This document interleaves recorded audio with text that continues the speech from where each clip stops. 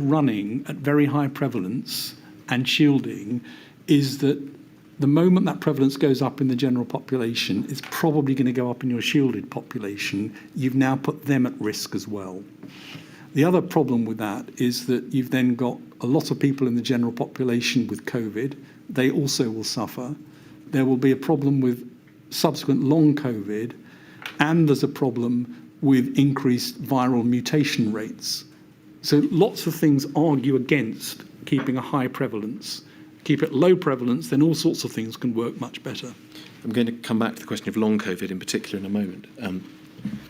But just sticking with the segmentation proposal for a moment, with hindsight, do you think that it might have been a proposal that could have been made to work if it had been introduced earlier? Or do you think that the objections you've just really identified, which after all, I mean, we looked at this with Professor Woolhouse at the SAGE minutes where it was discussed and refused, do you think that those objections really would always have counted against it?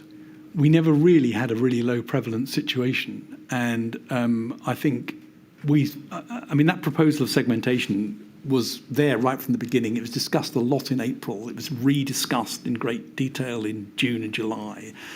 And at that point, I think Professor Woolhouse was also suggesting a sort of super shielding idea, which is a very interesting idea, which is that not only the vulnerable person, but all of their carers and family all get shielded in a group.